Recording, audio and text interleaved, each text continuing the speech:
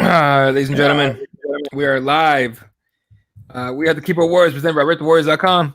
My name is Eddie Laws, Fred Kirby, waiting on Jesse to show up here, but many people waiting for us to start. So shout out MMA gods here.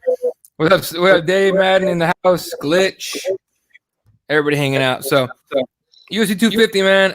I didn't watch it live. I had to catch it after the fact on Sunday, but ended up being a pretty solid card, right? Yeah. Overall, it was. I was going to say, man. We always say it, like those cards that look kind of weak on paper end up being really good. It's fucking been really true lately, man. I mean, because on some real shit, on paper, this card was for the fucking birds. To be honest, on paper, it was like, you know what I'm saying? There were some good fights, but there definitely wasn't nothing too sexy on this card. But the card ended up being very good. The fights themselves were very good. Lots of finishes, lots of meaningful fucking decisions. So we got a lot of, Aljamain Sterling getting the win and the way he got it. Cody getting the win and the way he got it. We didn't learn a whole lot in the Amanda Nunes fight, but nonetheless, we learned a lot. There was a lot of impressive fucking. You know what I don't fucking like is a bunch of decisions. I'm that. Right. I don't give a fuck if the fights are slobber knockers. I love finishes, man. Good, not whether it be a knockout, submission. I love a good fucking finish. So this fucking fight card delivered for me, Jack. It was solid, man. Like I said, I watched it after the fact. I was actually out of town for on Saturday, but I kept hearing I've seen all these tweets and stuff like that. That ended up being pretty solid, even from the get go. Like the early prelims, Juicy Formiga getting taken out in the first round. Evan Dunham. Okay, Herbert Burns. Now, do you think it's Herbert Burns being that damn good, or is Evan Dunham like they pulled this dude out almost like Wineland was, right? Yeah, it's hard to say, man. Evan Dunham ain't fought in a month of Sundays. So it's like, do you blame it on Evan Dunham being fucking rusty, or is Herbert Burns that good? Maybe a little of both. Herbert Burns looked very good, but it's hard to argue that Evan wouldn't be a little fucking rusty after being out of the cage that long and being a bit long in the tooth before he decided to take this fucking little mini retirement. It ain't like he was a spring chicken before that. So look, 38 years old, he's not going to come in and be like a fucking, prime, fucking in their prime kind of fighter. And we haven't seen a whole lot of awesome out of Mr. Dunham lately. So I was not surprised at all that he got, starched. But anyway, big win for Herbert Burns, who now, along with his brother, everyone's pairing him up as like the two, the new dynamic duo as far as brothers go. Then a decision win by Devin Clark, who took a knee and a fist in the air as his name was announced. And I didn't see a lot of people talking about that as far as him taking a knee and putting a fist in the air for the Black Lives Matter movement. What did you think of that? What did I think about him doing it, or people not really reacting to it? Both. Him doing it and then no reaction to it. I mean, him doing it made sense. It's dope. It's cool. I mean, we're right in the middle of this right now. So I figured that at least some fighter on the UFC roster would do that. So I that makes sense. I dig it. And as far as nobody really commenting on it, listen, man, I don't really give a fuck. I'm not here to beat y'all over the head with this thing, but let's just keep it a fucking bean. MMA's fan base is a little suspect. Like, I'll put it like this. Look, all y'all in the chat, 95% of the motherfuckers that I fuck with on Twitter, there's a lot of people in the MMA world, a lot of MMA fans, a lot of MMA Twitter that are fucking dope, that are open-minded, that are really cool, and really understanding. On the flip side, there's a whole bunch of MMA fans that are fucking hilljack, racist fucking dummies. Fucking affliction shirt wearing, Mountain Dew drinking, shit monkeys from the hills of Kentucky that are fucked. And that's just the fucking long and short of it, man. I think a lot of them are just like, well, fuck it. We just have a lot of, I mean, look, I like Dana White. I'm one of the people that kind of enjoys that dude. I kind of see his point. It is what it is. But even he supports Trump. Like, MMA has a weird sort of fucking, I wouldn't go as far as to call the fan base racist, but just fucking short of, to keep it a buck, just fucking short of. Yeah. No, it's a weird thing. I saw it. I saw the highlight of it, and I was just like, "Fuck yeah, it's got to touch MMA at some point." You know what I mean? Like, John, you got a lot of black fighters that are elite guys. So yeah. Well, and I was gonna say, to be fair, you haven't seen the end of this. Whenever not at all. Israel Adesanya does compete again, I really, whether it's a month or 3 months from now, I do think that you'll see something like that from him. I do think that you will see this from other African American fighters moving forward. Yeah, no, Black fighters moving forward. Izzy has been like super like outspoken about it, like super Right. outspoken. So Right. like to the point of making a lot of people really uncomfortable that I've seen on Twitter. All right, let's catch up on some of the comments here. What's up, Aaron? Liam's in the house. Has Fred talked about fighter pay yet? No, we are going to get to that though. Who's your loser of the week? How is it not Rafael Sunstaff for that bogus attempt to get victory? That's the Cody fight. Cody won like the Cody way. Like, I mean, and by that I mean like he swung for the fences, connect to put that dude out. What'd you think of that fight? Bro, Cody is we've seen a lot of guys like this, guys and girls like this, to be fair. Certain people, man. Look, first off, MMA is a game of centimeters, millimeters, whatever the fuck the smallest increment is, that's what it is. And Cody has a real fucking problem with losing his sense of the game plan mid-flight. He has a real fucking problem with getting tagged and deciding, fuck that, let's just trade and throw these things. I think when fucking Cody stays on the fucking path and keeps his game plan intact and keeps his cool about him, Cody's fucking hard to beat at 35. I think what we seen that night, what we seen last Saturday night, was Cody following the fucking game plan. Yeah. Waiting, being composed. He's fucking fast, man. He's got good hands. He hits like a fucking Mack truck. When he plays his cards right, he's a lot to deal with, and that's just what we saw. He waited and fired. I mean, that was fucking beautiful, man. One of the better one-punch fucking one-hitter quitters you're ever going to fucking see. No, for sure, Jesse. With Cody Garr, Brandt, this big knockout, right? First of all, to win, to stay relevant for the most part, but the way he did it was like the what would you call it? Like the shine that we're looking for. Are you seeing another run into this guy? It's tough because I agree with Fred. I mean, I think emotion is what gets Cody these losses, right? Like when he's so over emotional, exactly what Fred says, he just runs in there, chin up in the sky, with a big sign saying tag me right here. Because most of the time, he's relying on his athleticism to get there before he gets tagged. Now in his last few fights where he's over emotional, his opponent is staying composed and taking advantage of these openings. What we saw over the weekend was a Cody that had no emotional stake in this, right? Maybe he had the desire that he needed to win, or the knowledge that he knew that he had to win this fight.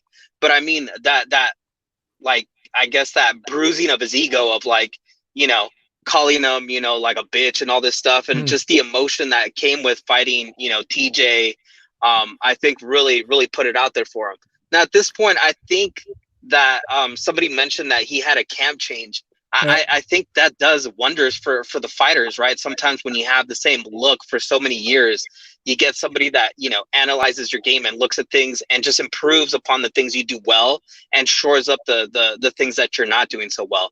So I'm expecting to see something good out of him. I just hope that they have that emotional drive that he has, that emotional thing that like makes him want to just get in there and punch somebody in the face and forget the game plan. As long as he has that under control, I mean, he could be a contender yet again.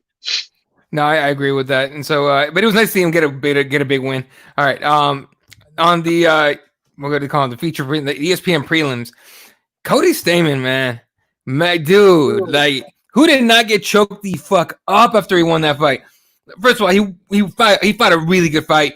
Kelleher gave him enough to handle, but for him to win that way. But after the fight was over, like all the emotions burst out. Fucking everyone watching was crying. Joe Rogan started crying at the end of the post-fight interview. Fred, for a guy like Stamann to win, like just days after his brother passed away, like, I mean that brings up a lot of emotion out of people. But it's kind of, I mean, I'm making it superficial by any means, but it's honestly just one of the things that endears you to the fans. Yeah, but listen, how could you not, man? This is the shit that you can't write in a fucking storybook. I mean, his little brother, 18-year-old brother, dies of what seemed to be like in his sleep. So some sort of fucking probably just health complication, something just really fucked and horrible. And I'll tell you what, I almost feel bad in a weird way for Brian Kelleher. And don't take that the wrong way. Just that going into a fight against somebody like that, they're going to be hard to beat. Let me tell you something, Jack. Adrenaline is a real thing, man.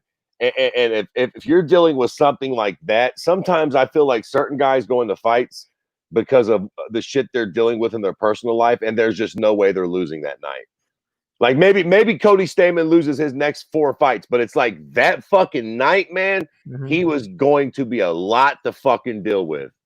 And like, how could you not love the story, man? And then when he's talking about it afterwards, and he's finally, after all that time going through the camp, kind of trying to keep his nose to the grindstone to get through this moment, or to get through this fight, rather, to get to this moment. Once he finally got there, being able to let it all out and shit, yeah, man, it was extremely emotional. You'd be a fucking sociopath maniac to not let that shit choke you up just a little bit. Right. And Jesse, I know you choked up just the way I did, because I was tearing the fuck up as soon as the fight was over and you just saw the emotions come out. With Cody Stamann, I mean, what did you feel when you were watching him? I mean, during the fight, but definitely after the fight.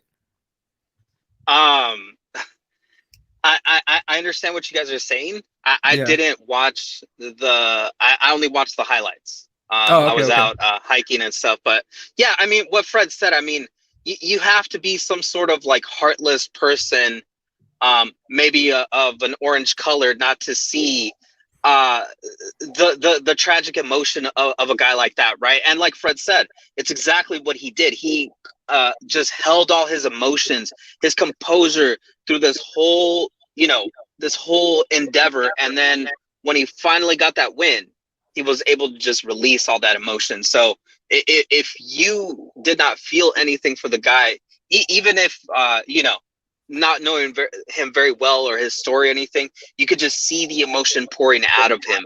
And it is what, like Fred said, it is what makes this sport great, especially when you have fighters that are able to tell this story, right? They're able to communicate, that they are human beings. They're not just like, human cockfights, it's not just like, mindless fighting. It's these guys that have emotions, that have these stories that they bring with them.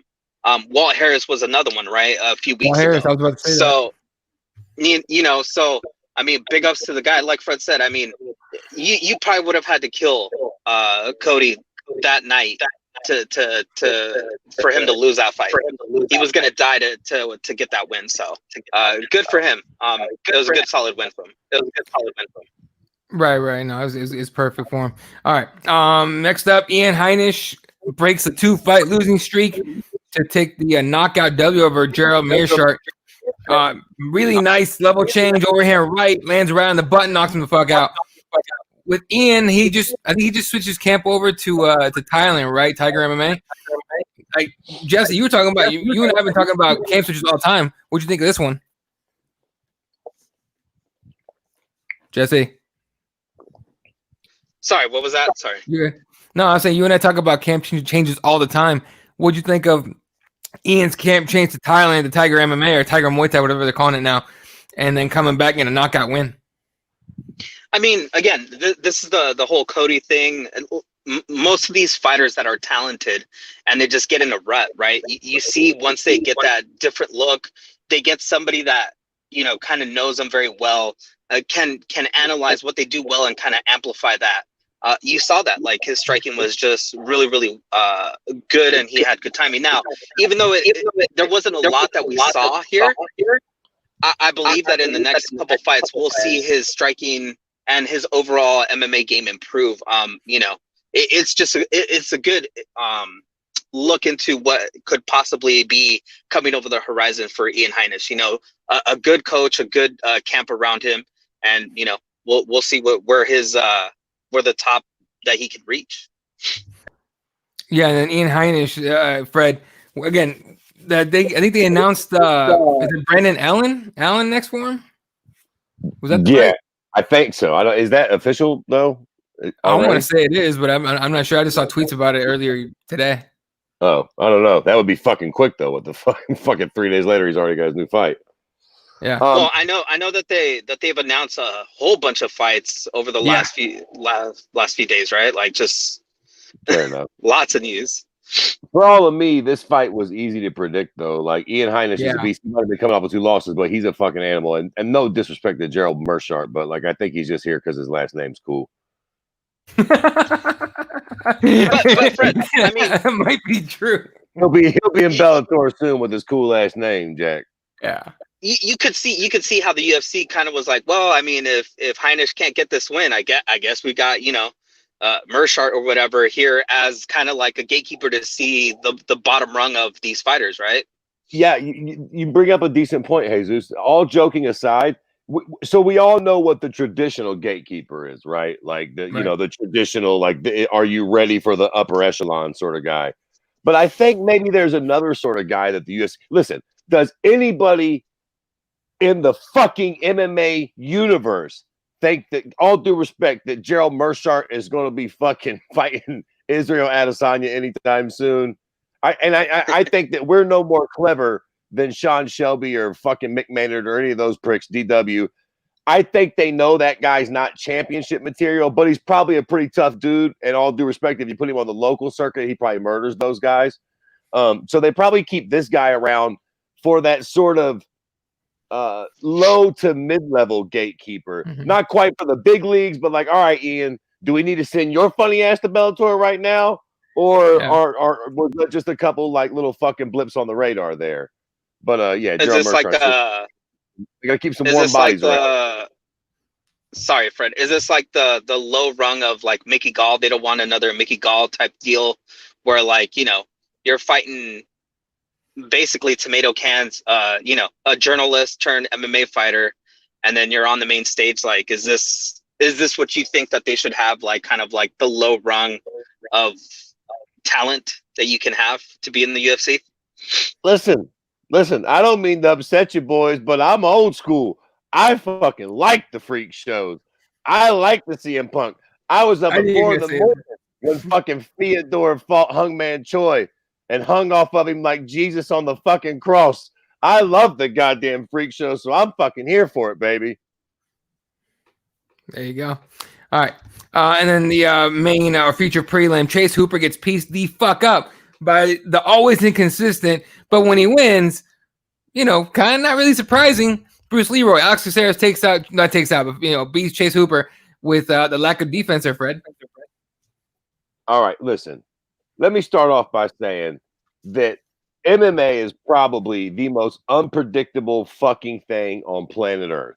There is no such thing as a sure thing in a mixed martial arts fight. Certainly once you get to the UFC's level. I've been watching fighting long enough to know that the only sure thing is there are no fucking sure things. That being said, this fucking fight was as close as it got to a sure thing. I don't know who in the fuck is managing Chase Hooper's career. I mean, all bullshit aside, who did Chase Hooper fight last time? Let me pull that up real quick. It was what's his name? Tamor? No. David Tamor, wasn't it? Yeah, maybe.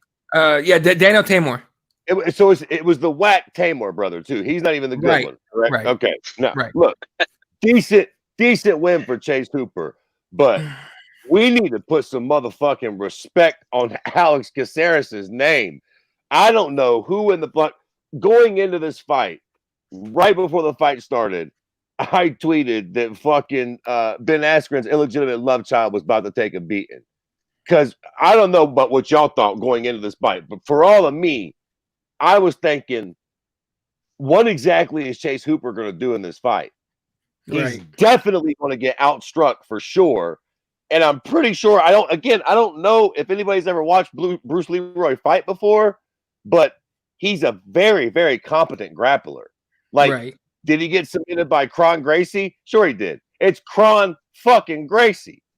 But he is a very competent I don't know. I just, in hindsight, and even before the fight, like, I don't know who the fuck is managing Chase Hooper's career, but this was a really, really bad fight for them to take for that kid. He was nowhere. Dude, I think they did the math, and Alex Caceres has as many fights in the UFC as Chase Hooper has years sucking in oxygen.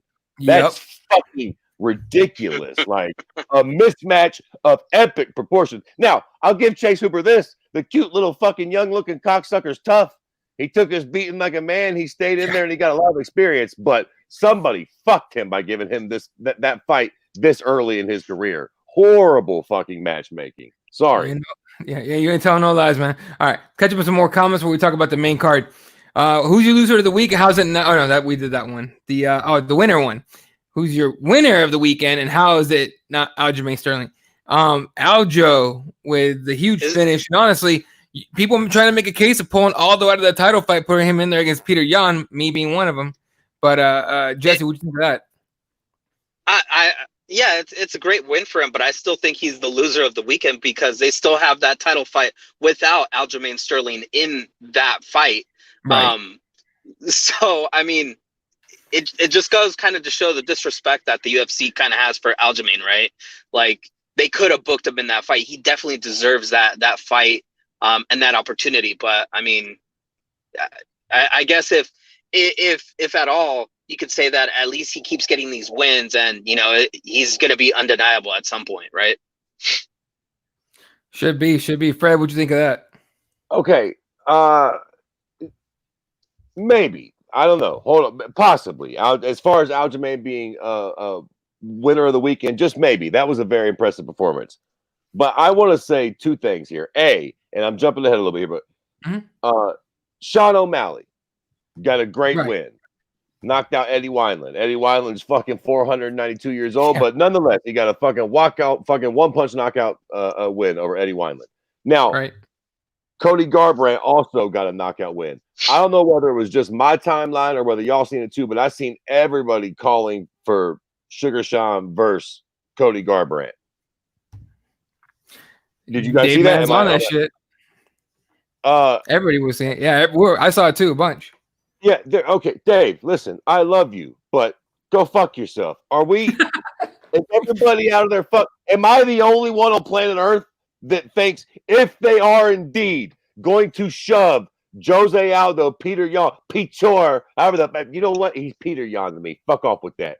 If they're going to shove Jose Aldo and Peter Yan down our throat, am I the only one on Earth that thinks the fucking fight to make is Cody Garbrandt versus Aljamain Sterling?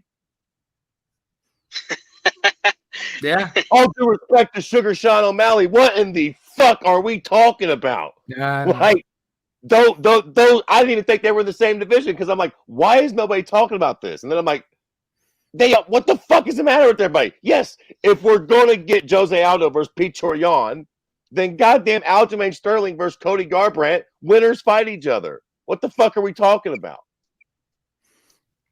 Yeah, no, I mean, I know what you're saying, but with that, I mean, look, people were saying that Sugar Sean versus Cody, and even O'Malley was kind of campaigning for it a little bit in the post fight, talking about, I think I could knock him out. I'm like, sure, he can knock you out too. You know what I mean? So, all right, what else we got here? Trying to catch up. Yeah, we talked about last show. I think Otis brought this up actually, Brunson. I like Sugar Sean O'Malley. I like Sugar Sean. I think he's very talented, but he also needs to wake the fuck up and settle down just a little bit. I don't think he wants no sort of smoke with Cody Garbrandt yet. Like, I don't know if I'm just on an island here, but I feel like Cody is way out of his league for now. Yeah, I think you're right, Fred.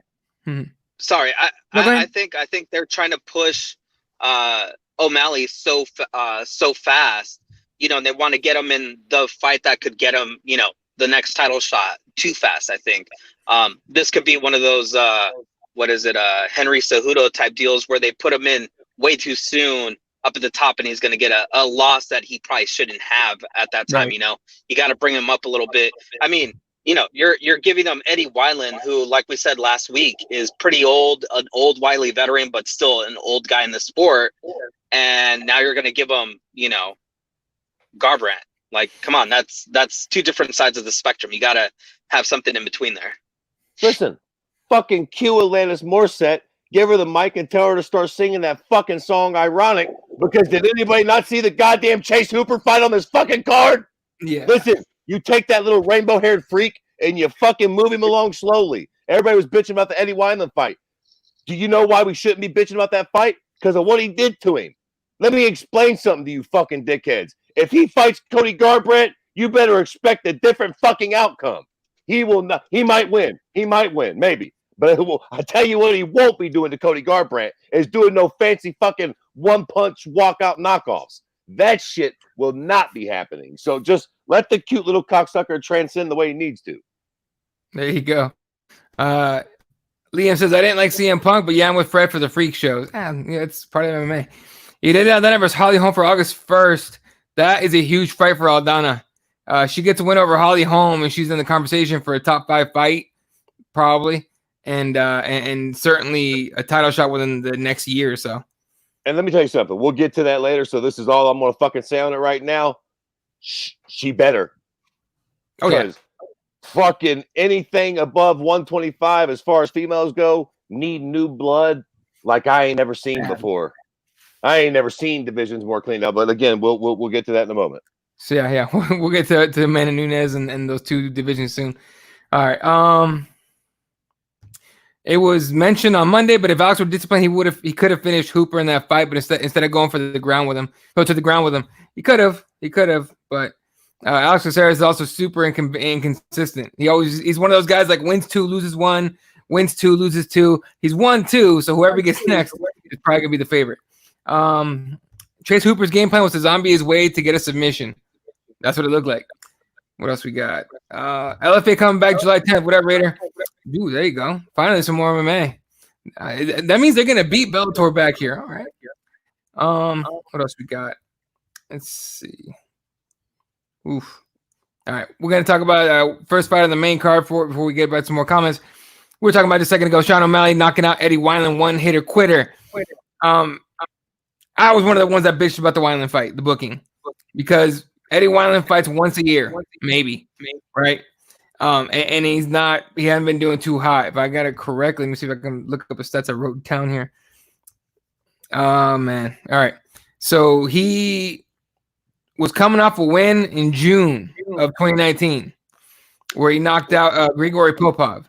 Grigory Popov. Before that, he was on a 2-fight losing streak against Alejandro Perez in 2018 and John Dodson in 2017. Dude's not fighting very often. I mean, he's not a very active kind of guy. I thought giving him a guy like Sean O'Malley who's coming off a win of his own, to me, especially at his age and all that, was just not smart. But yeah, we kind of already talked the shit to death, right? Yeah, I do. I actually liked the fight. Not that I thought that Eddie Wineland was going to be a great competitive matchup, but they're trying to look, man. I think that it's not the worst thing for MMA to kind of give you a gimme fight every once in a while. Give you a fight that you can look good in when we know you're going to look good. Sean O'Malley's got a cool look. He's mouthy. He's good on the mic. Like, give him a couple fights that are really winnable. Look, again, all bullshit aside, you need to kind of milk these guys. Chase Hooper should have been fighting some fucking Eastern European prick that none of us have ever heard of. That they knew he was going to go in and pull a fucking twister off on him or some shit. Now, you don't want to MVP that situation.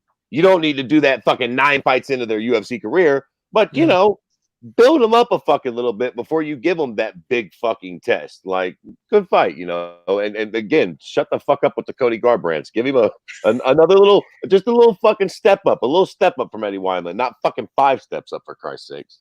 Right. All right. MMA God says bantamweight is stacked right now. He could fight you. He's talking about O'Malley, I think.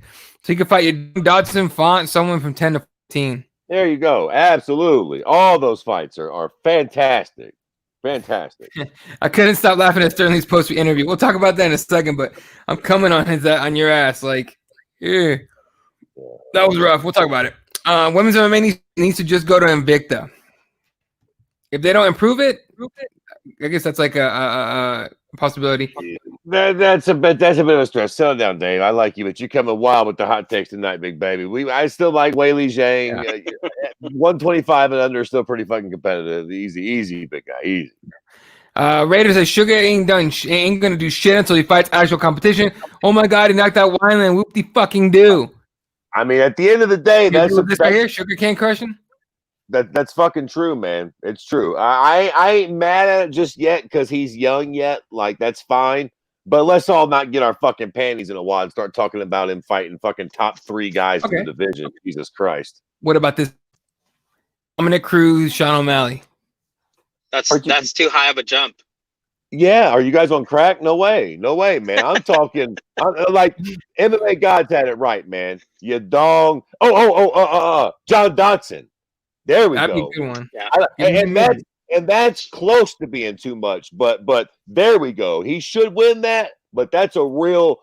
Again, man, he just knocked out Eddie Wineland. Let's not get fucking crazy. I'm not trying to shit on Eddie Wineland, but Eddie Wineland hasn't been competitive on a high scale. It's what he fought fucking Jose Aldo back in the WEC or some shit. Yeah. I mean, I'm not trying to be a cunt, but that's just facts. Yeah, I mean, wrong, and look, they're trying to give him 2 former champions right there, right? Cody Garbrandt and Dominic Cruz. It's like 2 guys that already have been to the top, still hovering at the top. Like, come on, like we're talking about maybe like Dave said, like 15 to 10, maybe even somebody below 15, just to keep them moving up the ladder, little by little.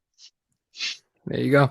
Dominic Cruz, if anything, give him like fucking Corey Sandhagen. Jesus Christ, I don't even like that fight, but Dominic Cruz, are we fucking crazy? I like this one. God says that he's done what he's supposed to do. Now his real test is in the top 15. And then Raider says this: "Fuck it, give him Jimmy Rivera." I mean, honestly, though, something like that, like really, like like top 15, maybe even like 9 or 10, but let's not nowhere near like top 5. Let's not get crazy. Cruiser Sugar would be dope. Not yet. I agree, but not right now. Yeah. We don't want to ruin this. Also, like we don't want to ruin it. Right. Okay. Speaking of women's MMA, I'm excited for the main event this weekend. The sarcasm is flowing in the comments. Eddie had to skip right down the chat. We're talking too much tonight. No, honestly, if I even move like the comments down, I try to move little by little so I catch all of them. If I move even a little bit too much, it shoots me all the way down to the new ones, and I gotta scroll back. And you're right. Hey, keep it up. I don't mind all the fuck it. Yeah. Fuck Eddie. Eddie's on drugs anyways. Keep the fucking chat rolling. That's why we do this shit. We want you guys fucking active and having fun. So chat your fucking little tits off. Yeah, keep it up, folks. Musement saying Cruz will not be back for another 2 years. Trying to rebuild every muscle he used up, getting finished by Cejudo, who allegedly is retired, but we'll talk about that. Coming off the, I don't know if you guys watched it, but I watched him on the Rogan podcast, and that was interesting to watch. Quick note.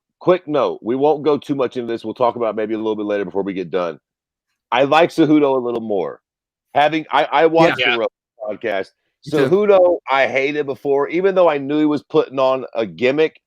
Yeah. I never really got a chance to actually see the real him, and he's still a little annoying, but I like him a lot more after seeing the Rogan podcast. That's all I'm saying on that. Yeah, he's much more down to earth on there for sure. Mm-hmm. All right. His original knees were stolen by Chupacabra, talking about Cruz. Jesus Christ. Yeah. They should scrap women's featherweight and bring in atomweight. There's women out there, and they're actually good. It's not a bad point. That's not a bad point. It's not a bad point. They might as well just bring it in and then slowly phase out 25 if they want to, but I don't know. All right. Moving right along in the main card. Fred Kirby's favorite fighter, Neil Magny, pulls off a comeback. Another one? How the fuck? Getting the win over Anthony Rocco Martin. Fred, did you throw shit around? Tell me you didn't make a bet on this fight, on this card. Sometimes I wonder, man, if old God ain't real. If he just like we all know that Neil Magny lost those first 2 rounds, right? I mean, maybe just 10-9, maybe 10-9. He lost those fucking 2 rounds. And then listen, I can't stand the smug little prick, but he won that 3rd round and he won it very well. And I will say this. Overall, if I didn't have a personal fucking hard on for Neil Magny, I'd probably give him this fight because that's how I judge fights. At the end of the fight, he was winning. And if there was a round 4 or 5, the cute little ugly prick probably would have came out and actually fucking won and put it on fucking old Rocco, who had gassed greatly. Yeah. But for the sake of argument and me not liking the cute cocksucker, he lost 2 out of the 3 rounds. And that's how the fuck we score it. So the 3rd round was surely not a 10-8. He won it. And it probably would have got worse if the fight would have kept going. But, as the old saying goes, if it would have been a 5th, we would have been drunk. It fucking wasn't. It was a 3-round fight, and he lost 2 of the cocksucking rounds. In my book, that makes him a loser. But here we stand with good old Neil Magny with the fucking green highlight by his name, like the cute little fuck always does. I'm surprised he hasn't got a title shot yet.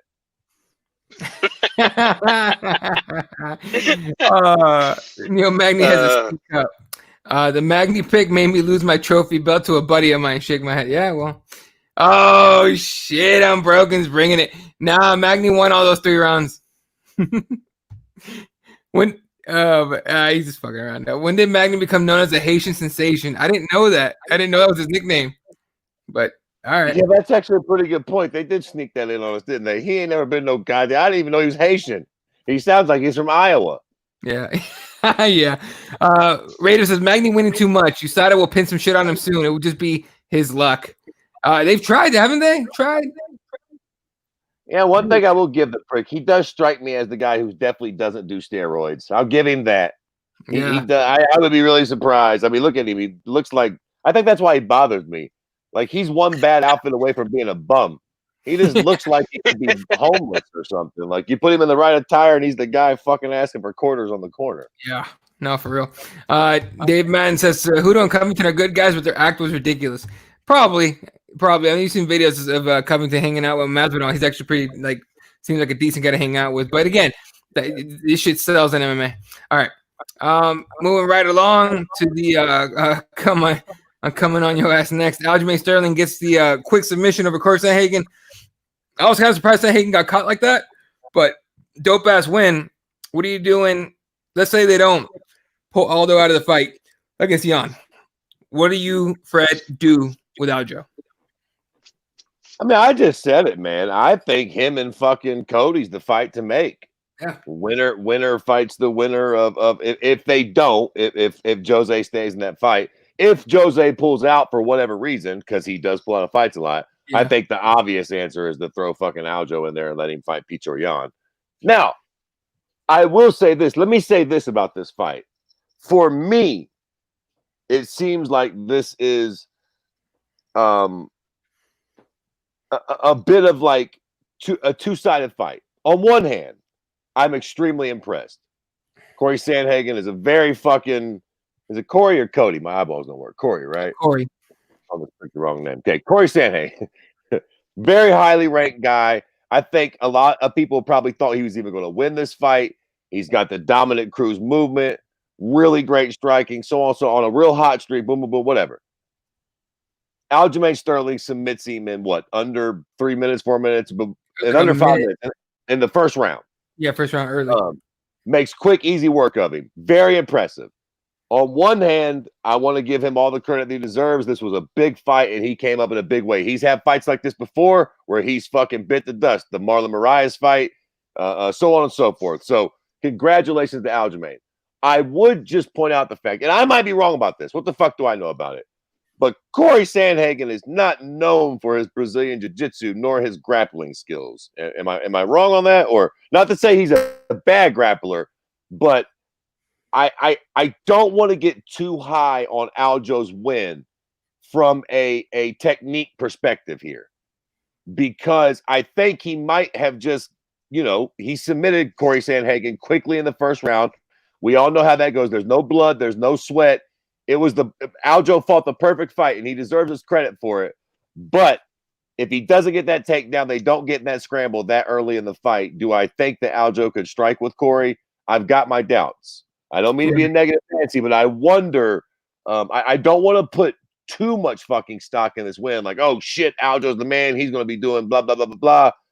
He looked good, but he did get a submission win over somebody who's not really known for their submission skills. And I mean, one thing you got to give Aljo, his submission game is fucking nasty, as we've seen in this very fight. So congrats to him. He gets everything that's coming to him. But I'll tell you right now, if he does fight fucking Cody Garr, Brandt, I'm picking Cody, Jay. What about you, Jesse? Yeah, I kind of agree with Fred. I see what Fred is trying to say, but I think that, man, I don't know. I think Aljamain Sterling has improved so much over the past few years in his last fights that I mean, it's kind of embarrassing that they really didn't they didn't just pull him out of this fight and put him in the title fight. Yeah. And honestly, answering your question, Eddie, I think what they should do with Aljamain is kind of put him on the sidelines and just give him the next title shot. I don't think he needs to fight anybody else to get a title shot, unless they offer him a good amount of money, or they offer him a fight on that same card so he stays like kind of relatively close to that title. But honestly, I think he's done enough to kind of deserve just the next shot. I think Cody definitely needs another win or two before he gets another title shot. So that's what I think. Well, there you go. God says, Aljo looking like a champ his last 2 fights. I was really hoping UFC would drop Aldo and do Jan versus Aljo. There's a decent chance that Aldo drops anyway, so we'll see. I mean, talk about the COVID thing. Brazil is on fucking fire apparently, and who fucking knows if he can even get the hell out of the country. So that was the problem last time when they tried to book him. So we'll have to obviously wait and see. All right. Okay, let me catch up some more comments here. One night tournament with some PFL shit. Oh, for the bantamweight belt? Yeah. Aljo will fight the winner of Jan Aldo, probably. Yeah, do the same way they crowned the 125 champ. Sahagin is really well rounded. I agree. Aljo came out quick and aggressive. Yeah, I mean, he caught him at that point. So, all right. Moving on to the co-main event of the evening, which I kind of already talked about, but Cody Garr Brandt, obviously one of those names that they're going to be talking about for the bantamweight belt in the next fight or two. Especially, depending on how Aldo versus Jan goes, right? So, anything you guys want to put on this fight before we move on to the main event?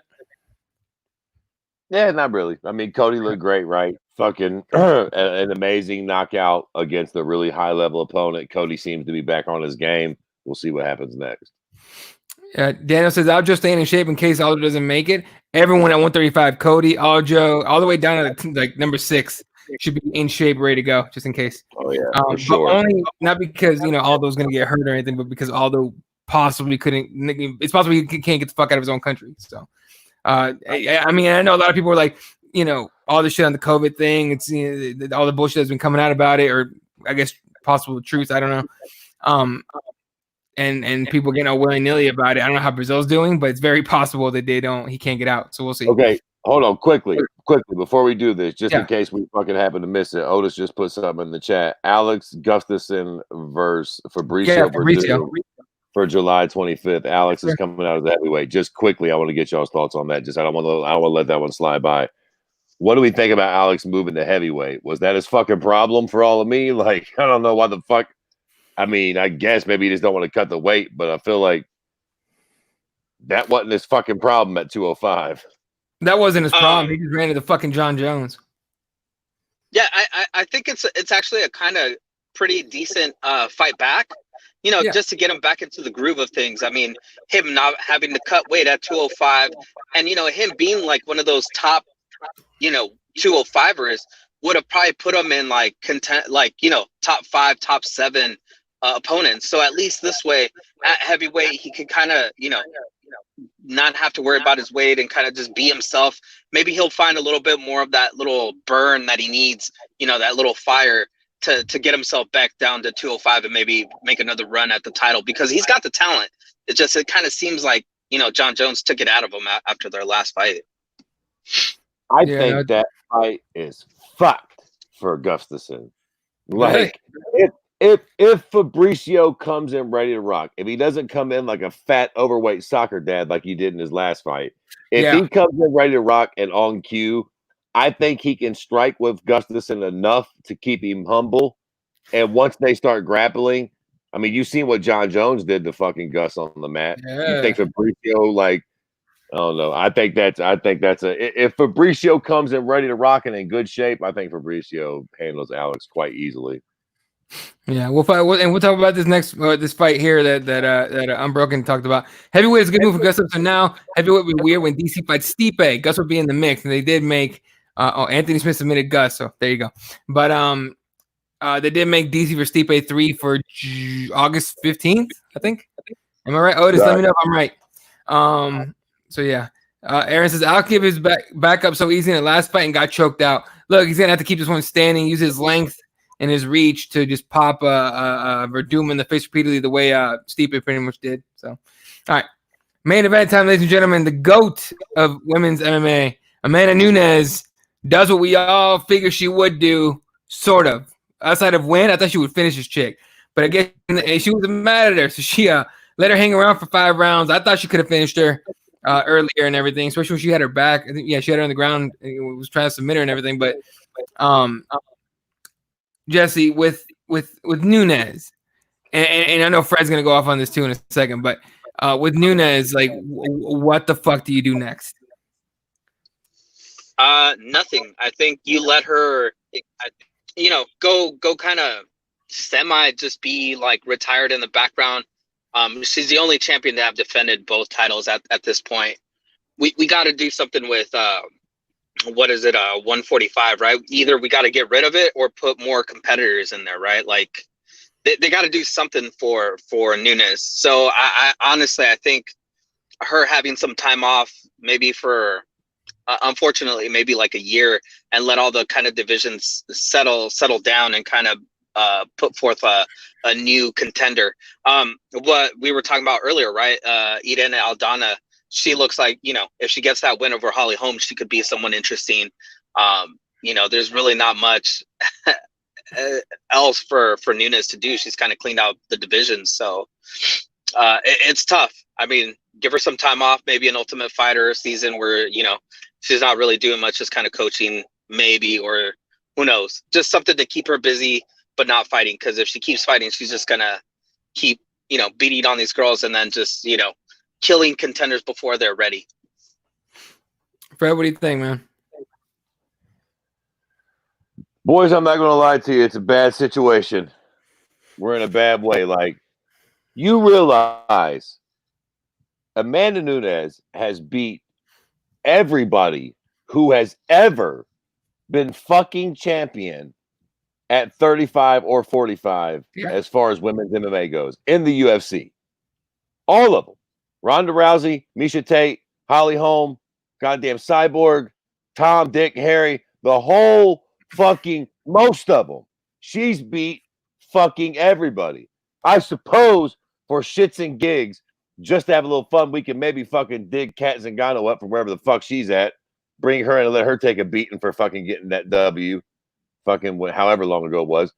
I mean, all bullshit aside, I have no idea what you would do, man. I would suggest, I guess, scouring the planet for new talent, maybe trying to get a deal done with Clarissa Shields.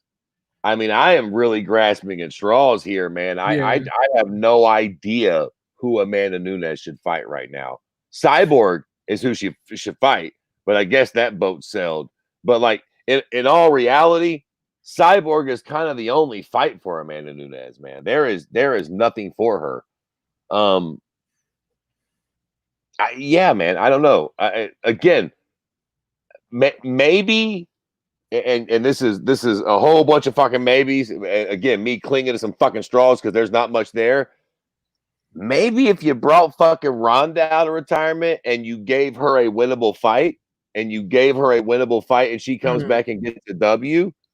I mean, I'm just, again, what else is there? Fucking, I mean, literally, you could do, what's that broad's name? Aldana? Yeah. Yeah. I mean, we could do that, but that's fucked, kind of. I mean, anything's possible, but it's like it's not going to sell no fucking tickets. None of us are going to have any faith in the fact that Aldana can win. Even if she does win, it'll be one of those whatever the fuck situations. Like, I don't know, man. I literally have no fucking idea who Amanda will fight next. I feel like she probably, I'll give Jesus this, she probably needs to fucking take a back seat for a minute. Something needs to happen. Somebody needs to win some fucking fights and build some credibility in the fucking divisions, man. I mean, it is fucking chaos. There's Kayla Harrison, but even that is, premature as fuck right now. Like, there is just not much out there for Amanda Nunes, which fucking sucks, man, because she's on such a tear and she's at such a fucking big point in her career. Right. It really is a bummer that it's like there's no big fights, like, usually there's always that sort of super fight that you can lean on. There was always Cyborg looming somewhere for somebody. She done knocked out Cyborg. She's got fucking nothing, man. We've got fucking nothing for her at all. It's fucked. Trigger Dave goes, Ronda? Daniel goes, what? Fuck Rousey and the sore loser ass. So you need to let that go, Daniel. He hates Rousey. Okay, listen, motherfuckers, throw your fucking suggestions out. Let's hear them again. I mean, it's fucked. And don't you fucking say Megan Anderson. Megan Anderson shouldn't even be sanctioned. Oh, Otis already said that she would get fucked up. Oh, okay, here's a decent one. What about bringing this chick over from PFL? Kayla Harrison. Although I think she's a 155 right now. Can you hear me? Am I lagging, you cocksuckers? I just said that. Yeah. Maybe Kayla, but that's a fucking stretch too, man. I mean, yeah, Kayla's cute, the whole judo thing and shit, but like, she would need to come over to the UFC and get a couple credible wins, man. Yeah. Jeremiah goes, throw Megan Anderson in there, fuck it.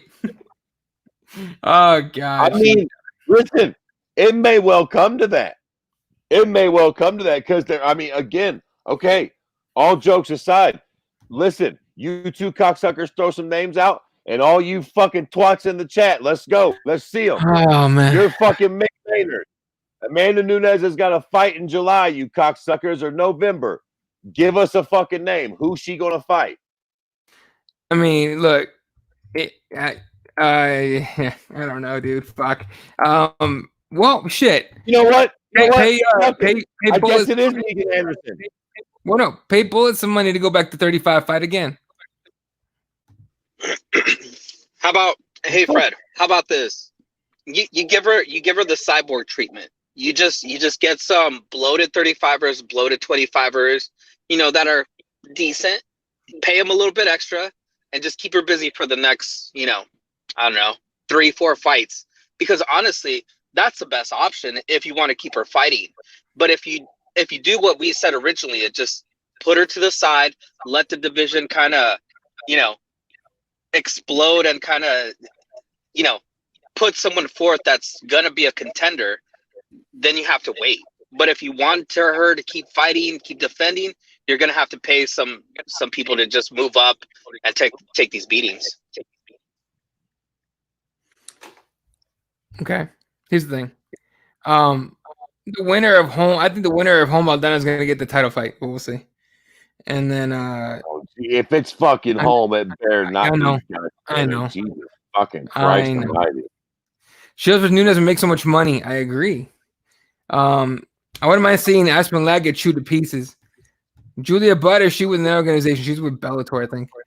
Shevchenko versus Nunes 3 is a must at some point too. That's what I'm saying. You might as well do that third one, unless Nunes does take that, take a break for a while. All right. So that's it for UFC 250. Solid card overall, not too bad. Yeah. So all right, let's keep it moving here. We got about maybe 15 minutes. So, what did you guys make right after the event ended? Not even the fucking event hadn't even ended yet. And one Conor McGregor decided to tweet out his retirement speech for like the third or fourth time. And basically, literally, as soon as he tweeted that out, ESPN took it, ran with it, and that's all they fucking talked about the rest of the fucking night. Forget that the GOAT just fought. They had Conor talking about it. First of all, none of us buy this bullshit, right? Yeah, no, that's why it was. I don't even know why I didn't think twice about that. Right. I don't bit more think that Conor McGregor is retiring than the man on the moon. Like I don't know what he's doing or why he said it or how much proper 12 he was drinking or how much cocaine he was snorting or what, or if he's trying to get more money or I know, what I know for a fact, he's not retiring. I don't know why the fuck he said that. I don't know what his angle was. The only thing I know for sure, it's not true. He's not fucking retiring. Kairos is like, Conor can eat a dick at this point, but ESPN has some hoes too. 100%. ESPN will hoe out for a motherfucking Conor. All right. Yeah, look at Dave. He's like, but he had a cake made. You know what? Though? Hold on though. Can we put a little bit of levity in the situation here too? Yeah. Everybody Everybody always goes, everybody sell out for Conor. All of y'all would sell out for Conor. And you know who else would sell out for Conor? This fucking podcast. If for whatever reason that little Irish prick was like, can I join the Keyboard Warriors tonight? He'd have a spot lickety fucking split. And you know what, Kairos? He'd be right in your little fucking 3D image if he crawled into your goddamn DMs right now. He'd be right next to you fucking chanting about fucking proper 12. Oh, hey. Conor vs. Jorge Fight Island. You heard it here first. You know why that won't happen? Because they're not going to have... Are they going to have a crowd? They're not going to have a crowd at that one, right? No. You know what won't fucking happen? Okay. Because Jorge Masvidal... Jorge Masvidal apparently thinks he is fucking Scarface now. He fucking comes in with his fucking numbers. He wants more money. Okay, let me slow down. We'll get to that in a moment. No, we can talk about it. Fuck. Because the whole thing, and I know Dave basically asked for it. Talk about fighter pay as a whole. Well, yeah, let's talk about it. This whole thing about Jorge wanting more money, and who else wanted more? That's the reason they gave Burns a title shot, not Masvidal. We said Hudo talking about more money instead he retired. Conor, to me, it looks like the retirement thing. It's like, look, fuck it then. You guys don't want to pay me whatever I want. John Jones is making a huge case for it. Took it super public. This whole thing about fighter pay, Fred, it's like we talk about it every year, at least once a year. And this year it blew up during a pandemic where there is no live gate, and the UFC, frankly, isn't making as much money as it normally does. What is your take on the whole fighter pay thing with these guys? All right, it's dicey. I usually tend to be rather a contrarian with shit like this. Like, on one hand, I kind of understand. Obviously, I think the fighters should be getting paid a lot of money. I get it that they're the ones in there putting their ass on the fucking line.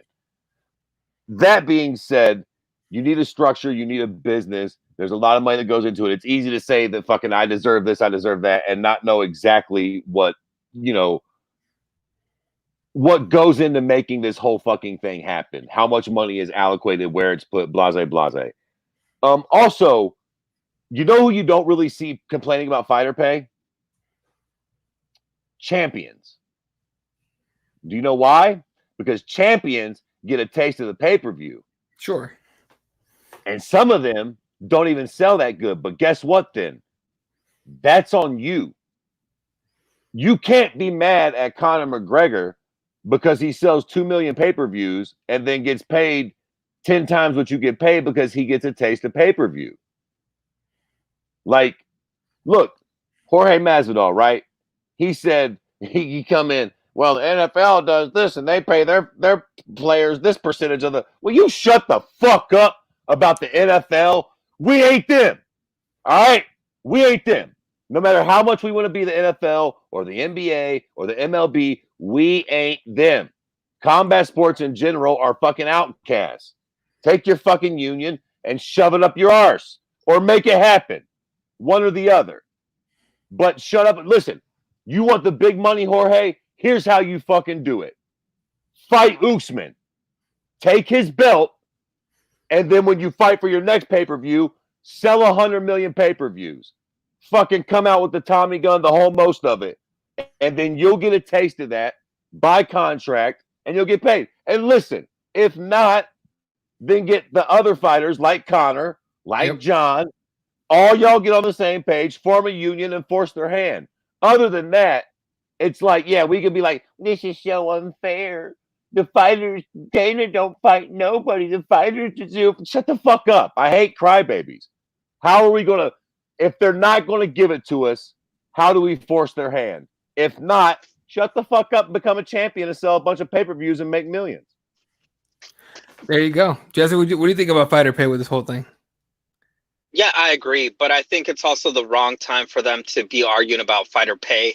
Like you were saying, there's no live gates, and so that the company is taking a hit already in that sense. So I mean, arguing about fighter pay is, like people right now that are stuck at home, furloughed or whatever, and they're asking for a raise right now from their company. It's like right now is not the time. Right now, I understand the point that these fighters are trying to make, but man, like Fred said, I mean, if you really want to make a change, you should have done something before. You should have gotten all the fighters on the same page and created a union or something, or an association. But like, just at this point, I mean, you gotta take with what you can get, and it's every man for himself at this point. Yeah, pretty much. And look, as far as fighter pay goes, nothing's gonna change until like they got live gates again, which who knows when that's fucking gonna be. And even then, it might not change. Dana White's been screaming out. He signed the contract and all that shit. What's up? Bring up fucking Dave's tweet here. Did you know that like Rose? Okay. Did you know that Rose Nama? Yeah. Bring that up. Did you know that Rose Namajunas was paid $195,000 as champ, and the NBA minimum is over $500,000? Yes, it is. The veteran minimum is $500K. I like you, Dave. I love you, Dave. Me and you go back many moons. Because a big old butt. But shut the fuck up with this. Do a little Google search. How long has the NBA been taking in fucking income and making money? What year did the NBA start making money?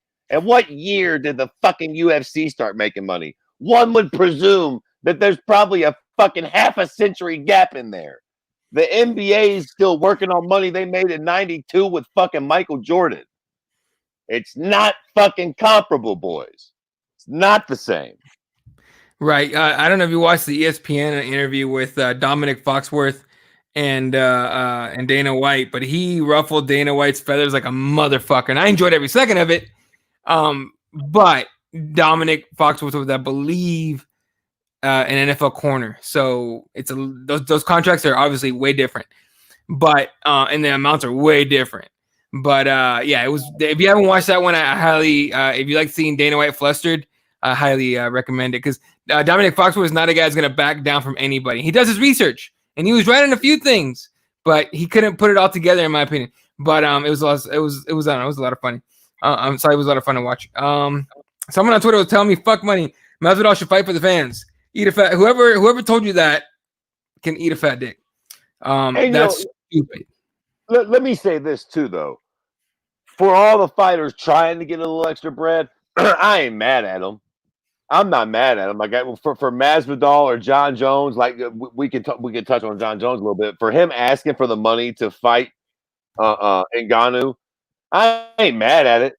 You know what I mean? Like closed mouths don't get fed. So I definitely understand why they're trying to play this game. You know what I mean? Oh, hold up real quick. I did not know this. So they're talking about Conor. He's not getting charged with rape. Dublin Live reported the prosecutor decided not to proceed. I don't know how the law is in Ireland, but if you're surprised at this outcome, don't know what to tell you. And I know you're not. We all saw it coming. Happy to see the big fighters talk about it now. Shit's got to change. Look, man, this whole thing gave a lot of people time to fucking sit and think. All right? A lot of people. Gabby Garcia versus Amanda Nunes. Nunes wins by knockout. For sure. That one's easy. Gabby Garcia is the fucking Easy stumbling, peasy. mumbling, like fucking grandma beater. That's all it is. Mind you, very accomplished, high level jiu-jitsu fighter, no question. But MMA, all she does is beat old women. MMA fighters go pro for a couple $100. That's fighting for passion. When they become stars, they're seen as greedy for wanting some compensation. Masvidal makes a good point. 16 years fighting, literally from the backyard to the cage. I understand that he feels he deserves, money, and I totally get it. And a lot of fighters are going to turn down fights right now because they're not going to be getting paid what they feel like they should get paid. And that's why you're seeing all these like quick turnarounds, like a bunch of quick turnarounds for that reason. So, yeah, we'll see. I don't know. We'll see what happens next with that whole thing. What else we got? I love you too, Fred. Shit. With illegal streaming, it seems antiquated to go with the pay-per-view points. With ESPN taking over, it's antiquated because they're not telling us how many fucking things they sold. Weili Zhang or Zhang Weili can be mad because pay-per-view points are for North America. She got fucked out of cash fighting in China. I don't even know how much she got paid, but I know it wasn't what we normally expect. Point, though. All right. Masvidal should fight Conor and beat him, then increase his worth. If you take a fight against Conor, you better get paid to fight Conor, in my opinion. Yeah, I honestly think the fight for Masvidal, in my opinion, is the Usman fight. Yep. Because it gets him the real belt, Dude. which gets him a taste of pay-per-view points, which is the real money. Let me tell you something, man. Yeah. Conor does not get paid millions of dollars by the UFC. He might get like 1 or 2 maybe. But when Conor's like, oh, I got a fucking $20 million payday, most of that is pay-per-view points. Because the cute cocksucker can still sell 1 million pay-per-views in today's landscape at fucking $70 a whop. You know what I'm saying? Like, that's where the big money comes from. I do think that Jorge Masvidal is a draw. Also, let me state this. Make no mistake about it. Jorge's not half the draw that Conor is. Jorge's a draw, but he's not. He's no fucking Floyd Mayweather. He's no Canelo. He's no Conor. Let's not get fucking wild. But he is a draw. Here's the deal, right? If I am Jorge Masvidal's manager and I have the utmost confidence in his skills, which I kind of do, I think that Jorge could beat Usman. I think it will be a good fucking fight. I think that Jorge would have to fight the perfect fight, but I do think that Jorge could beat Usman. I tell you what I would do, and I'm just Joe Jerkoff fucking shitbird, but what I would do if I was Jorge's manager, I'd be pushing for that Usman fight. And I would put everything into getting that belt. And fuck that belt. I'd take that belt off and I'd fucking piss on it. I'd piss my fucking Cuban tequila all over it. I would. Yeah. But that belt would symbolize my piece of this company. Now you's got to give me. Fuck that fucking bad mother. You know that bad motherfucker belt? It's cute, Chael Sonnen. I seen him wearing a belt. That belt don't mean shit. And you know why? Because it's all about fucking money. That's what it's always about for every cocksucker on this planet. That bad motherfucker belt don't get you a fucking taste of the pay-per-view. But the real belt does. Right. And once I had that real belt, you know who I'd be calling out to the high heavens? Yep. Conor fucking McGregor. Yep. Where you at, motherfucker? Come get this fight now that I got the belt. Now that I get a taste. Now let's sell 2 million pay-per-views. And let me fucking cash out one good time. And there ain't no dispute. Nobody can question it. Y'all got to give me a piece of the pay-per-view, and me and Conor are going to sell a shit ton. What's happening? Yeah. And that's exactly what I was thinking, too. Like, if UFC gives Conor a 170 fight, and he wins it, and you give Masvidal, I think, like, I'm with you. I think Masvidal wins. I think he has a really good chance of winning that fight. He wins that. Doesn't matter whether he calls him out or not. I mean, he calls him out, for sure. You give Conor a fight on the same card at 170, he wins that shit. They've given Conor title shots for less. Fuck it. Make that shit go down. Honestly, I'll keep it a buck with you. I think if they did that fight with Usman and Masvidal soon enough, you could just straight sell the title shot with Conor.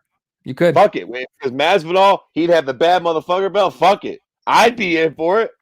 Listen, I know him beating Donald Cerrone's a little suspect, but if it would get us that fight, fuck it.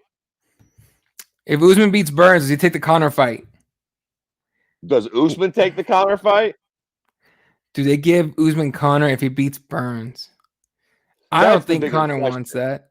That's the bigger question. Would Usman take it? Fuck yeah, he would. Of course he would. Again, if you're a champion in the UFC, if you're a champion, you want the Conor fight.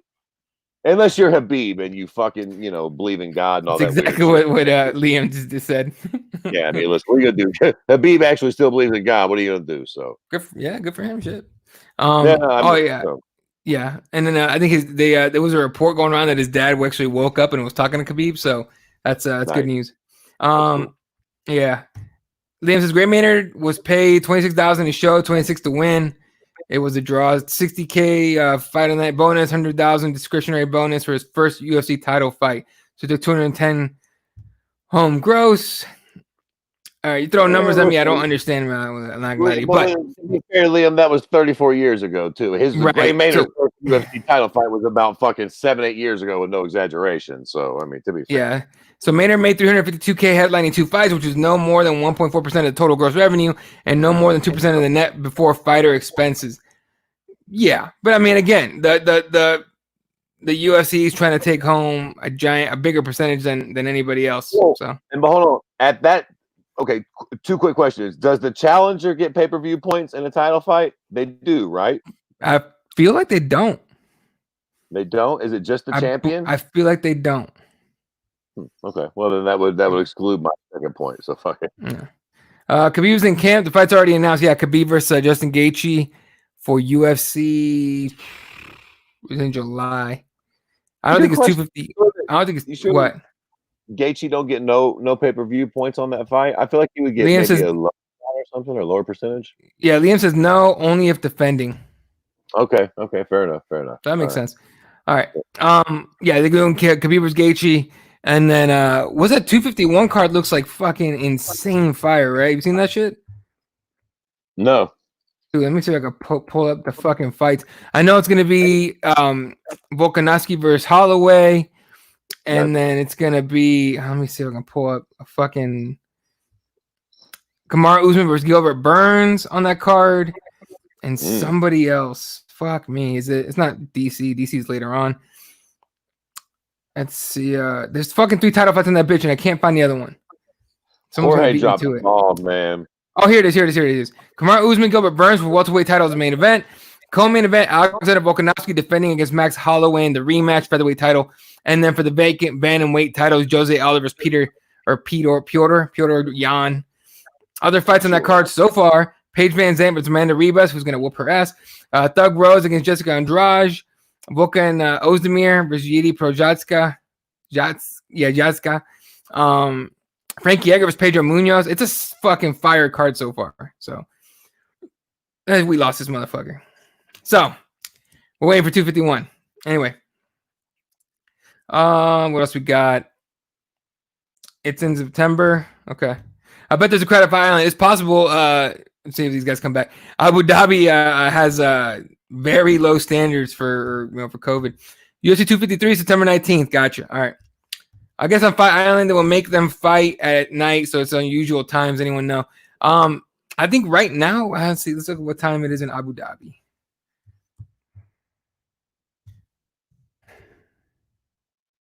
Abu Dhabi. 6:44 a.m. So if a pay-per-view normally starts at like 7, so it's like 45 minutes ago, 7 my time, it's 6:45 a.m. I think it's gonna be Daniel was talking to me the other day about it being an earlier card, like an afternoon card, because of that fucking issue. So we'll see.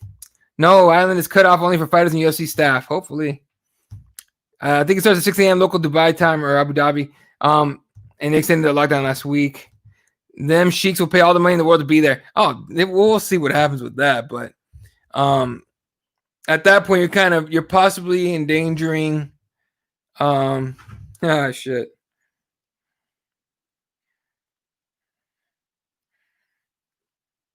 Shit. Yeah. Kirby's internet went out, so there you go. That's what happens with this whole crazy pandemic shit. And Jesse never fucking came back. I better text that motherfucker, make sure he's okay. You never know. That's some bitch out there working and shit. Okay, let's see, Jesse. This really quickly became like a Wednesday night hangouts. Anyway, yeah. So it'll probably be an afternoon card for us. Let's say it started for them at 10 p.m. That puts us at early afternoon for us, anyway. So, which again, I'm down for those early fucking cards because that means I can still do some shit with my Saturday night. So anyway, all right, we'll do like a really short Wednesday night hangout. Yeah. Okay, we'll do a very short Wednesday night hangout now since I got maybe 15, 20 minutes to kill. So, yeah. So this whole thing with COVID's getting messy in Arizona. I don't know about you guys, but fucking the numbers are spiking like a motherfucker here, and everyone wants to blame it on the protests.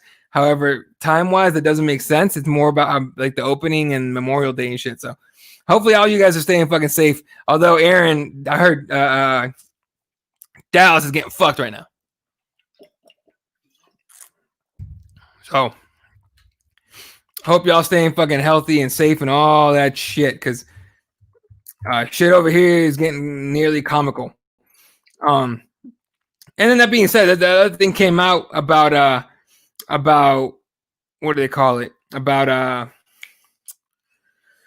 think the World Health Organization at first the other day came out with this like huge news that, well, you know, asymptomatic doesn't spread that much, and all that shit. And then like the next day they were like, wait a minute, no, motherfuckers, it's not at all what we meant. Like, reel it back. So, but everyone's running with the first report because that's what they want to hear. So it's getting kind of crazy. But anyway, Liam says, better have good air conditioning if main event is at noon. 100%. It's fucking... Dude, it's at 9 p.m. in Abu Dhabi. It's like over 90 degrees and over 80% humidity. And that's 9 p.m. If you can imagine the fucking noon, who knows? Cases and deaths are going up too. It's everywhere. But I mean, we were kind of expecting it. Protests weren't even that big here in Arizona, right? They were not, and they ended at the right time. But the problem is, like, there was zero social distancing, and there was only like some masks. So we're just about to reopen where I am. All right, man, be safe. James Pool's theme parks are opening in San Antonio. Okay, right, Calvillo or I.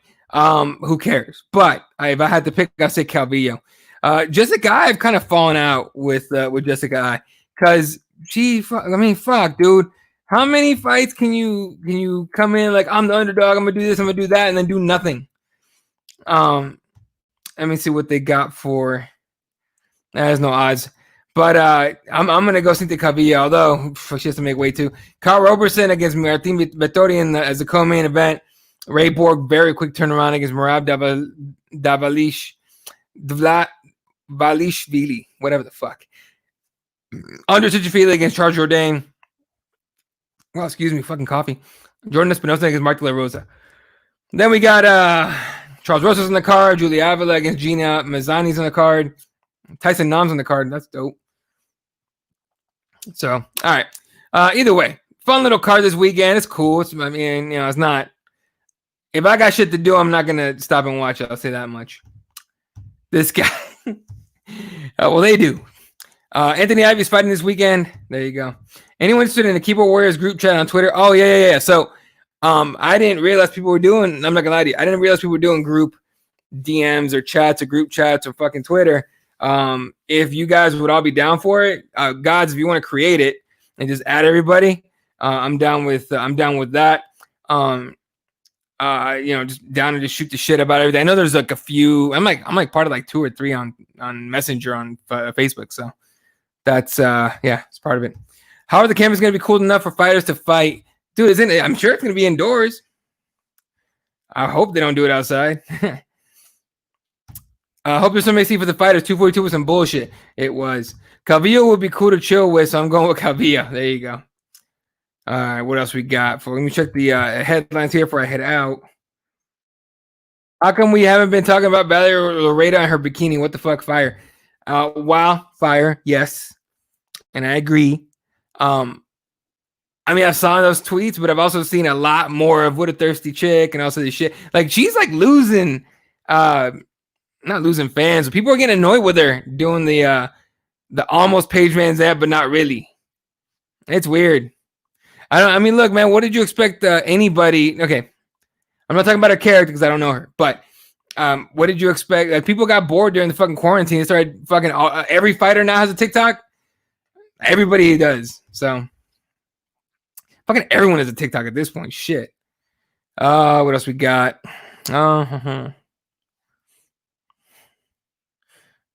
Let's see. Did Leslie Smith got arrested at a Black Lives Matter protest? No shit. Okay.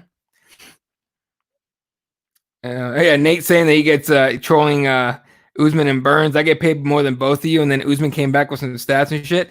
Bottom line, he did get paid more than those guys, and they can say all they want to about, oh, it's a fucking Conor fight. Yeah, sure, but he still got paid more than you guys, so that's kind of what he's talking about. Let's see what else we got. Clay Guida versus Bobby Green. I did not know Clay Guida was still fucking fighting. Clay Guida versus Bobby Green for June 20th. Okay. Johnny Eduardo has a unique reason to call for Fight Island bout with stoner Sean O'Malley. Let the stoner be a stoner. What the hell have people got wrong with weed? Why isn't weed legal, first of all? But, whatever. It's fucking stupid. What else we got?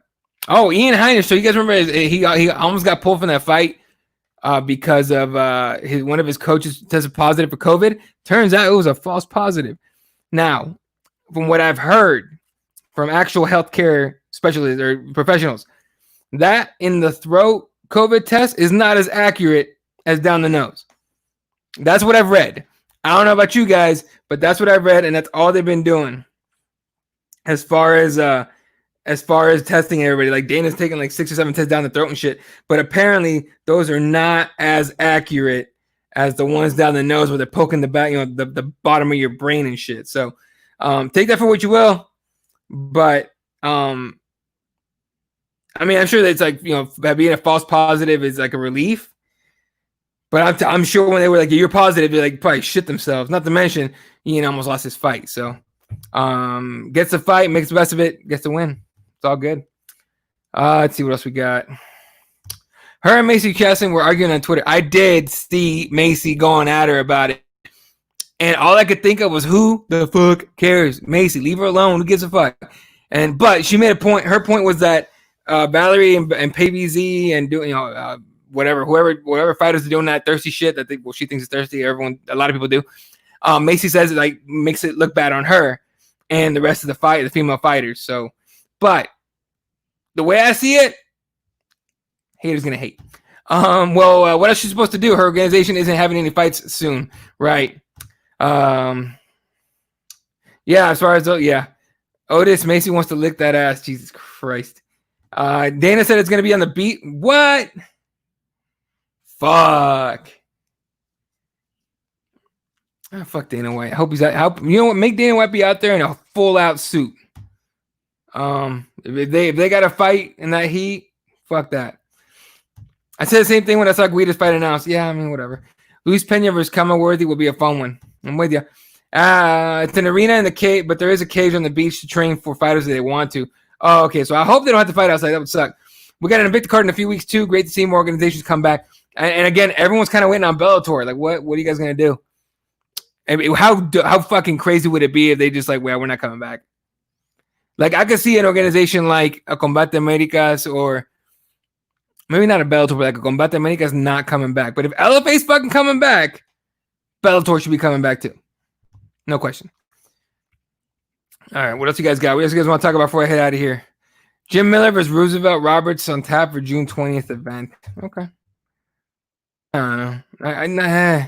We've already had all the big fucking fight announcements. I'm kind of like, any announcement they do now, it's just fucking fluff. Let's see. Now I'm looking at a couple of news sites. Why are we talking about changes to the U.S. asylum system in the middle of? Let me tell you guys something about the media that I'm fucking sick of. Now, I've said it, I beat it to death before. I was part of it. Got my degree and everything, went right out into it. I was in there for a short time, not very long. And it was fucking irritating to see the kind of bullshit they do. And I think Joe Rogan had somebody on there not too long ago that said they were giving talking points to using their reporting. That's just true. If it bleeds, it leads. It's true. I'm just so tired of news organizations on any side, any of them, the fucking Fox News, fucking CNN, MSNBC, name all of them. Even that One News America, was it One News America, One News Network, that ONN one that the Cheeto's been blowing all the time now. Even that one. You when you're in school for journalism, you are taught down the middle to both sides, always the truth. And we're not getting the truth from anybody. It feels like we're getting whatever attacks the other side. And I'm fucking done with it. You know what I mean? People have been saying like, oh, the media sells fear mongering. They sell negative, 100%. Sometimes the news is just negative, man. Bad shit fucking happens, clearly. But one thing I thought of when I chose my major was I would love. I don't know if you guys ever seen Bruce Almighty. Is it Bruce Almighty? Yeah, Bruce Almighty. Jim Carrey, right? God gives him power, his powers for like a week or whatever the fuck it was. That dude, he was a journalist. He was a reporter who was tired of the fucking feel good news. Then he gets in there, does all this different stuff. He wants to be an anchor. And realizes that the feel good news is the good shit. That's makes you feel good. It's an important job. So I wish the news would get back to doing positive shit. Yeah, sure, report the bad shit. Absolutely. But give people some fucking hope, man. Nobody It's bad for your mental health to be watching the fucking news all the time, and all you see is just be scared, be afraid, bad, evil, ooh. The Cheeto guy's bad. The lefties are bad. Antifa's, well, I don't know about Antifa, but you know what I'm talking about, though? Like, well, their team is bad because they're this. Well, their team is bad because they're this. And fucking, you know, I'm waiting to see where the fucking news place is that says they're all fucking bad, which, because I believe they're all fucking crooks. But besides that, at some point, your mental health gets hit hard by watching the news all the time, and all you see is negative fucking shit. And again, it might be the truth, and sure, I get it. Shit's ugly. You got to give the people some hope, some real hope. Don't be lying to people, okay? But give the people some hope, man. Don't just talk about fucking protests and riots, and they broke into a mall, and Jake Paul got arrested for. First of all, fuck that guy for being in my state, first of all. But I can't stand that cunt. I didn't know anything about him until that thing where he broke into, or he the looting in Scottsdale. But talk about the peaceful protest. Show all the peaceful protests. Show all the police, the sheriffs. Don't just not just a short clip. Put the fucking the whole thing of the sheriff. I think it was the sheriff or the chief, whatever it was, in Flint, walking with protests, going like, "Let's go walk," because everybody, let's go walk. We're all one. We're all one. Show the clip I saw on Twitter of the National Guardsman talking to the Black Lives Matter protesters, telling them like, "Look, man, just because we don't say anything to you guys because we're supposed to be professional and hold composure for our jobs because we're National Guardsmen and everything, and we're supposed to be keeping peace, doesn't mean we don't feel same shit you do." You know, show the police that are doing positive shit. Sure, there's fucking shitbags out there, absolutely. There's no question about it. And report that, sure, but don't beat it into people's brains so fucking hard. That shit will change your brain. It's television programming, folks. It's not, it's not natural. You know what I'm saying? When as human beings, we're natural is going fucking outside, going on a walk, playing with your dog, playing with your kids, relationships with your families and your friends, and conversations about whatever. Breaking bread with your neighbor and talking about, hey, what you do today? How's this going with you? And all that shit. That's natural. Not natural sitting in front of a television for 24 fucking hours, constantly death. You're all gonna die. Or on the other side is, it's all fake news. It's all fake news. It's all fake news, because that will fuck with your head hard. So I guess that's my rant on the media. I got out of it because I saw the behind the curtain of this shit. And it was so disheartening. I shit you not, guys. Journalism was my first love.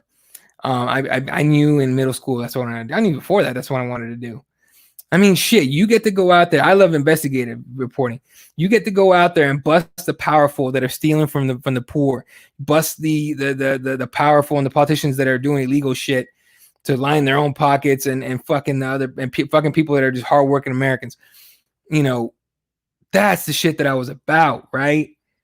And I love doing the fun pieces. I did a piece back in 2011. No, 2010. A jiu-jitsu school in Tucson. This is when I first had jiu-jitsu for the first time. And it was a Gracie school. God, I forgot the name of it, but man, it was in you ever seen those storage units? It was basically in one of those giant storage units, but it was a warehouse. But it looked like a storage unit because like you roll the door up and the mats are all there. And I went in there and I did the my partner was a reporter and I was just the cameraman for that one, but we did the story. It was dope as fuck about how jiu-jitsu helps veterans with PTSD. Positive story. It helps policemen, be able to do their jobs. Positive story. Shit like that, right? And then I actually went back like a week later, and he gave me a week free class. I was able to stick it because I had to move back to Phoenix. But yeah, and then I did a story on an outdoor hockey league, street hockey. Dope as fuck, right? Though I love doing those kind of stories. But the shit we have now, man, the reason why journalists and media is so frightened, they're so shit on right now, is because they're not helping. They're just not. So I'm sure most people here aren't doing that, but my advice would be to stop fucking watching. Stop watching them. Hit them on the wallet. Hit them in the ratings.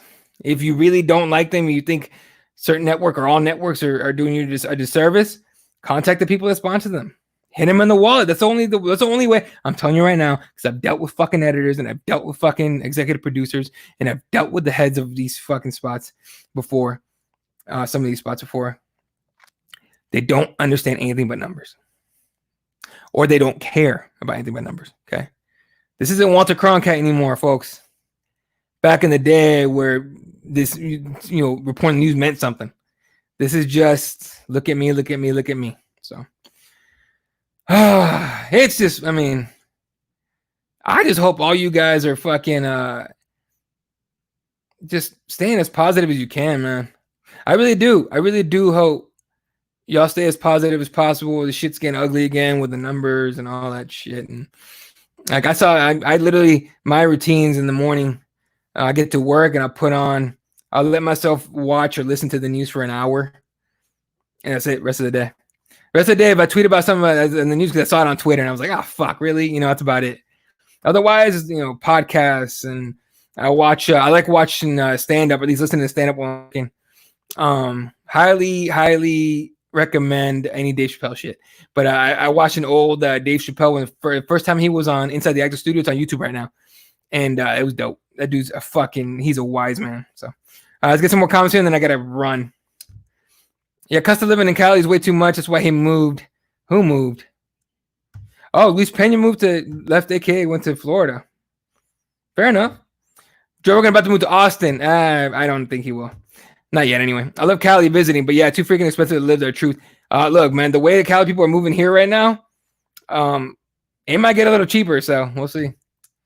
I'll never leave Texas. I love Texas too. I'm broken. Said there you go. Appreciate it, Liam. That's why I live in East Cali, aka Arizona. You know what? I used to not like living here when I was a kid because it was so fucking hot and there was jack shit to do. And we don't have a Disneyland and all that shit, type of shit. And I grew to love it because like you have the desert and you have, hiking spots and you can drive to a lake if you want to. You can go up north and you can drive an hour and a half in Phoenix and get to Flagstaff and have cooler weather and see different shit, or even go further up north to like Pine Top or Shola, which is literally right next to Pine Top, or not Winslow. I don't like Winslow, but you know what I'm saying? Go up to like the north, like near the Grand Canyon, go see awesome caves. Like I know the Navajo control these, like I forget the name of it, but there's like a bunch of really cool caves up north on the way out to like through Page and everything, on the way out of state towards like Utah. Fucking dope spots. So I grew to love Arizona. So I do see myself I could see myself leaving, but it would have to be for an opportunity. And obviously right now it's not going to be much outside of the state. So but I love it here, man, for real. Even look, man, we deal with shitty fucking weather for 4 months, 3 months, and then we get solid and then really good weather and then back to solid and then back to shitty. I don't mind it. Yeah. Best Mexican food barbecue as far as Texas? I got to go to Texas still, man. I have as far as Texas, I don't think I've been anywhere. I don't think I've been to Texas, man. I think I landed there on a connecting flight. That's about it. I don't watch the news ever. Everything's so politicized nowadays. 100%. No, 100% it is. I can't believe they canceled Cops and Light PD. Did they cancel Light PD? Dude, you do not sit there and watch Cops and Light PD. Get the fuck out of here, dude. I don't believe you. Cops are stale as shit. They needed a new fucking theme song. I stopped watching that shit when I was like 13, bro. Last time I watched Cops was like literally like 10 years ago. Looking at buying a turquoise mine right now. Fuck out of here. Really? Can you do that? I didn't do that. Am I super high buying a mine? Yeah, I've been in the mining industry off and on for 16 years. Look, if you can buy a mine and whatever they got in there, you can sell shit. Do it. That's some John Rockefeller shit. Hey, look, man, y'all don't understand. Arizona, and I'm sure it's parts of Texas, but Arizona is one of those spots where you can't or you can do a lot of crazy shit. Check out Ali Wong. She's hilarious. I'm a fan. I mean the classics, right? Dave Chappelle, Chris Rock. Weird that he got canceled. Not weird. Weird that he got canceled. But fuck, Redhead. The redhead dude that got fucking canceled for jacking off in front of other comics and on the phone. Who was it? Fuck, who was it? God damn it. One of you is going to get it fried, dude. And it's going to bug me. Oh, man. Oh, add Patrice O'Neal to that and Bill Burr for sure. Louis C.K. Jesus Christ. Louis C.K. has some of the best, like he's like a guy you can have a beer with and he'll tell you some funny ass shit. I would love to hang out with him just as long as he doesn't masturbate in front of me. I just keep looking out for new Valerie Laredo picks. Hey, she's cranking them out, man. That chick is like, she's like literally like a few pictures away from a fucking OnlyFans. That micro bikini. Oh yeah, she wore that shit, bro. Cali ain't that far of a drive either. Vegas too. Yeah, I don't like Vegas at all. But I've been there for 2 pay-per-views, right? No, 1 pay-per-view. No, two pay-per-views. But yeah, no, fuck. Other than that, I really don't care for Vegas, man. It's crowded. I don't like huge crowds, man. I don't. Let's see what else. Yeah, I really want to know more about that mine. That's fucking dope. They just filmed Cops here a few months ago. Were you on it, motherfucker? Yeah, Louis C.K., yeah. I watched Burr be interviewed live earlier today on Twitch. That's dope. Jim Norton is funny. Jim Norton is definitely funny. But him and Patrice O'Neal going back and forth on that radio show they used to do with the Anthony guy, dope. And Anthony Jeselnik is my favorite USA comic. I'm going to look that up. All right. About the only one that's not funny is Brendan Schaub. Aziz's last stand-up was good. Yeah, Aziz is dope. And then for anybody that doesn't know, Russell Peters is fucking hilarious. Real quick story before I go. Russell Peters came here to stand up live in Tempe, and me and my girlfriend went, and my wife went. She was my girlfriend then. And he did no material, 0 material. He literally talked about the crowd the entire fucking time, and it was gold. So definitely, Russell Peters is definitely worth a watch. If he comes to your town, definitely go. All right, guys, once this thing's over. All right. All of you guys, not that I can't remember this motherfucker. All right. All of you guys, thanks for hanging out tonight for this Keyboard Warriors Live / Wednesday night hangouts. You guys are dope as fuck. Shout out to Daniel, MMA Gods, Liam. I know Rado was here a while ago. I'm broken. Bringing up the micro bikini. That's what I'm talking about. What else we got? I know Rado was here. Aaron, stay safe out there in Dallas, man. She's getting crazy. Adam Woods, the one and only Adam Woods. Otis dropping fucking fight announcements that I've totally missed this week. Appreciate it. What else we got? I didn't see ELC on here. I thought I did, but I think she was here on Monday. Split decision. Oh, okay. You're talking about the money thing. I believe they had a real conversation with all these guys that money is not there. Oh, talking about the UFC pay. Right. I believe you. I believe honestly. Dave Madden with the gold constantly. If you guys don't follow him on Instagram, you should. And Twitter and Facebook and all that shit. All right. Everyone that tuned in, love the fuck out of every single one of you guys. Please be safe. Oh, hold up. My Bucks about to land Delvin Cook and eat the NFC alive.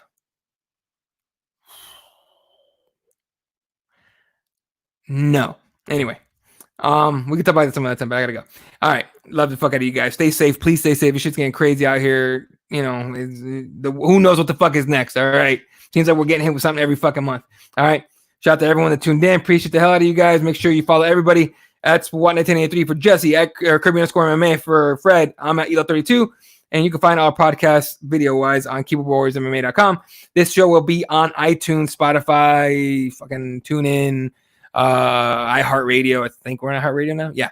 All of those. We're on all of those for audio. It'll be on there by tomorrow morning. So if you're an audio guy or audio girl, audio person, there you go. Spread it around, tell people about it. We grow with you guys with the word of mouth, because God knows I don't do anywhere near enough promo. I work too much. So this is literally my release after the gym. So yeah. And then repthewarriors.com, prizespros.com. All right, guys. That's going to do it for me. We'll catch you guys possibly sometime this week. We're working on it. Schedules are crazy. But definitely Monday for the Monday night hangouts, all right? Stay safe. Catch you guys later. Good night. Good night, Wilshire.